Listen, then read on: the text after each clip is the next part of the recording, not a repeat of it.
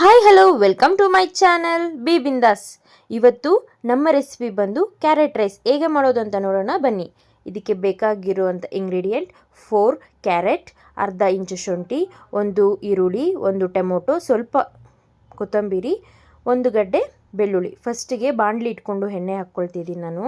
ಆದಮೇಲೆ ಸಾಸಿವೆ ಹಾಕ್ಕೊಂಡು ಈಗ ನಾನು ಕುಟ್ಟಿಟ್ಕೊಂಡಿರುವಂಥ ಬೆಳ್ಳುಳ್ಳಿ ಶುಂಠಿನ ಆ್ಯಡ್ ಮಾಡ್ಕೊಳ್ತಾ ಇದ್ದೀನಿ. ಈಗ ನಾವು ಕರ್ಬೇವಿನ ಸೊಪ್ಪನ್ನ ಆ್ಯಡ್ ಮಾಡ್ಕೊಳ್ಳೋಣ. ಚೆನ್ನಾಗಿ ಫ್ರೈ ಮಾಡ್ಕೋಬೇಕು, ಗೋಲ್ಡನ್ ಕಲರ್ ಬರಬೇಕು ಬೆಳ್ಳುಳ್ಳಿ ಎಲ್ಲ. ಈಗ ಹಚ್ಚಿಟ್ಕೊಂಡಿರೋ ಈರುಳ್ಳಿನ ಆ್ಯಡ್ ಮಾಡ್ಕೊಳ್ತಾ ಇದ್ದೀನಿ. ಚೆನ್ನಾಗಿ ಫ್ರೈ ಮಾಡ್ಕೊಳ್ಳೋಣ. ನಾನು ಇಲ್ಲಿ ಬಂದು ಕ್ಯಾಪ್ಸಿಕಮ್ನು ಹಾಕ್ಕೊತಾ ಇದ್ದೀನಿ. ನೋಡಿ, ಇದು ಹೋಮ್ ಮೇಡ್ ಕೊತ್ತಂಬರಿ, ಪುದೀನ, ಶುಂಠಿ ಅದೆಲ್ಲ ನಾವು ಗ್ರೈಂಡ್ ಮಾಡಿಕೊಂಡು ಸ್ಟೋರ್ ಮಾಡ್ಕೊತೀರಿ.